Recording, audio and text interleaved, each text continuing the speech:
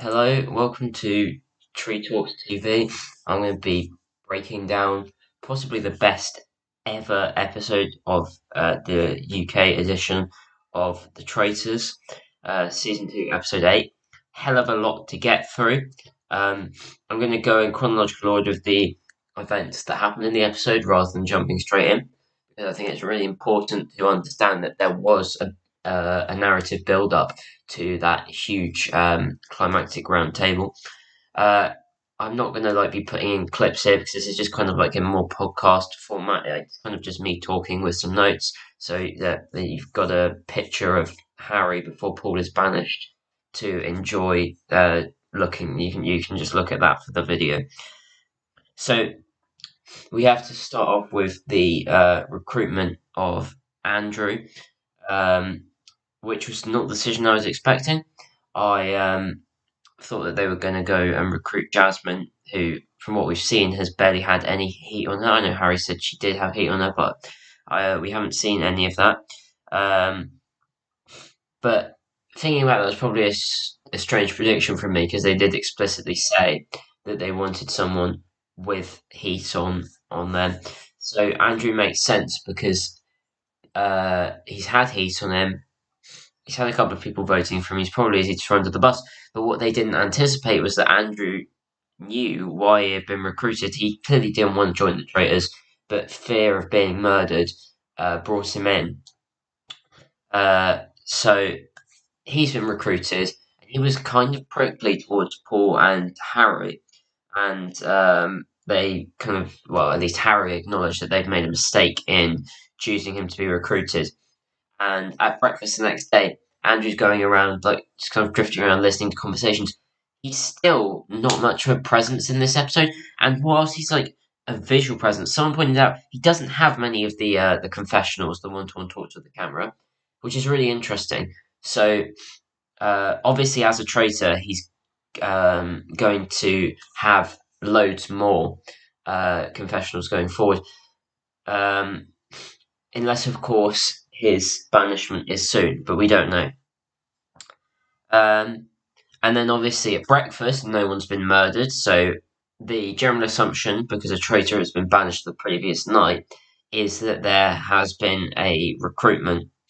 Um, and Zach is suspicious that Charlotte has been recruited, and then Zach and Charlotte had like this little table tennis match in of words in the gardens, and Charlotte gets annoyed with Zach, and Zach and Jazz are in the kitchen and they discuss their suspicions of Paul, and this is great because Zach and Jazz.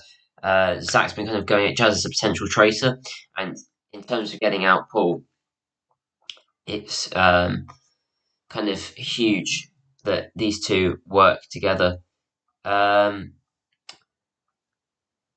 Next up, they obviously go off to the mission. I'm going to briefly mention in the car, Ross. The only good thing he does in the episode, the wink when they're him and Jasmine and Paul are joking about Diane being their mum, is a absolute gold TV moment.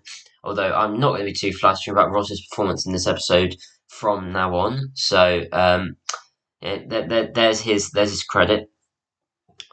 Um, the challenge was kind of, it really wasn't the main focus of the episode. It didn't last too long. Obviously, Molly got the shield. They made a huge deal about Charlie not getting the shield.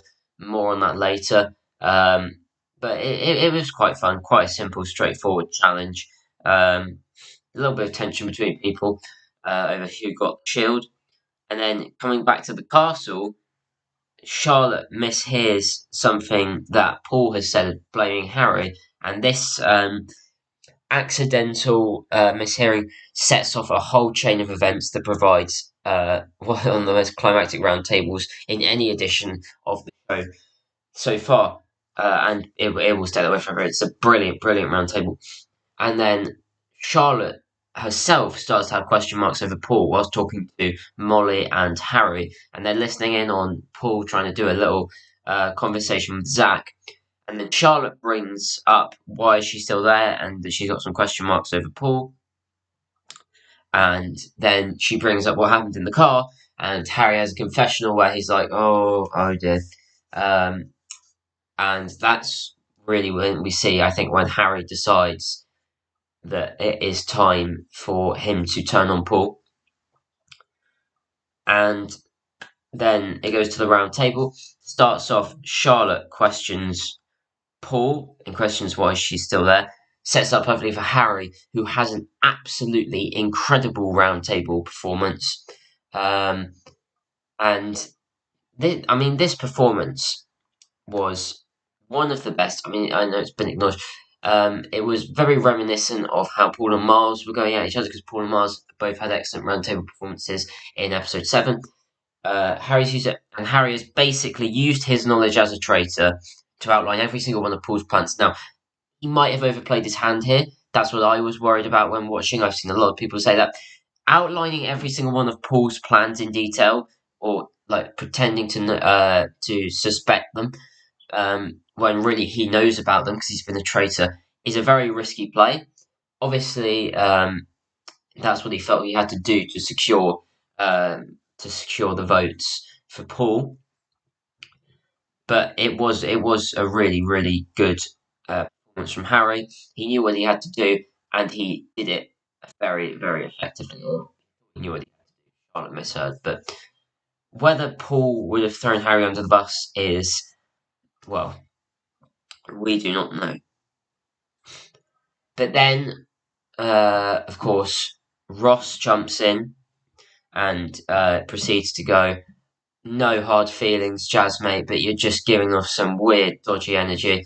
And I like Ross. I think he's a great guy, but he is clearly not very good at playing the game. Um, with all due respect, uh, I was very worried. And the editing, I have to give a huge shout to the production team here. The editing was amazing. I was really thinking that Jazz was going to go, and I was like, oh god, it's back to square one. The chance to get the drop on Paul has gone. But let's just quickly, before we talk about going to the vote, let's talk about Paul. Now, in the context of the show, and as a viewer, I hated Paul because that's what he wants. He's trying to play the supervillain character. He's trying to play up the pantomime villain, and so you want him to get banished. You want to see the faithfuls piece it together. Like outside of the show, people are being way too harsh on him. He's clearly playing a character, and some people like acting like, and they do this a lot on this show. Fans of the show saying, "Oh, this person acts like this on the show, therefore like they're like this in real life, etc. Or they're bad at their job in real life." And it's like, come on, you can't deduce someone's personality or skills or whatever from how they perform on a reality TV show. Paul was playing up a role for the cameras, and he's done it spectacularly because we've all celebrated him getting banished. So it goes to the vote, and Paul obviously votes for Jazz. Charlie votes for Jazz. Jazz votes for Paul. Harry votes for Paul. And then Zach votes for Paul, which is when you start to think, okay, good, he's not gone for Jazz. Then Molly votes for Paul, which is really good. Um, and then Andrew votes for Jazz. And I'm thinking, oh, great, Jasmine and Ross are both going to vote for Jazz. Jasmine very surprisingly votes for Paul.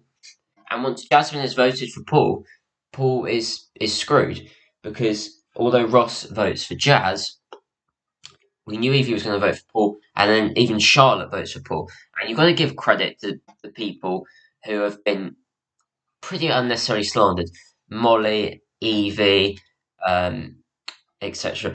Those two have clocked onto Paul, clearly very intelligent, but yet they're still called the three interchangeable blondes. I get that Charlie and uh, what's the word, Evie look alike, but Molly does not look like either of them.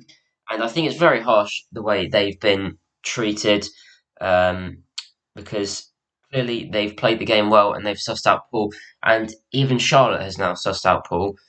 So she does deserve credit there. She has redeemed herself after not having a great performance up to this point. But it's an interesting thing with Charlotte. In her, I believe in a like pre-interview with the BBC, she said that she wants to play the game like Hannah and Meryl, and she has successfully played the game like Hannah and Meryl because she's identified why she stayed, and she's voted for Paul. Now, whether she'll go to the end, I don't now know. I was initially thinking Paul would take her to the end, and then either she'd clock on to Paul or Paul would win. Obviously, that's not going to happen now. So who knows? But the vote is 7-4. Paul gets up and says his speech, and then when he reveals he's a traitor, you just get that feeling of like pure elation from the group. They're like celebrating like they've won the World Cup. It's absolutely insane. Like Jazz is kicking over his chair. Zach is jumping around everywhere. Harry's like banging the table so that his glass of water shakes. It's absolutely incredible. Like the feeling of pure elation you get as a viewer, and then Paul's like bow at the end. It's like chef's kiss. Paul's like taking his exit very, very graciously, um, and the faithful's so proud of himself. It's such a good scene. It's one of my favorite scenes in the show. You're feeling genuinely happy that they've caught the traitor that's been eluding them for so long, and and then Harry is now lapping up all the attention. Evie's like, oh, they called him the Oracle, and Harry thinks they're all going to vote him for president. And you can see some cockiness slipping into Harry's game. Now, I still really like Harry. I think he's an excellent traitor. He's obviously got everyone fooled. I think it'll be very interesting to see in tonight's episode if he carries on with how cocky he is, and yeah, I think he could probably not make it to the end. But he's played an absolute blinder so far, so full credit to him.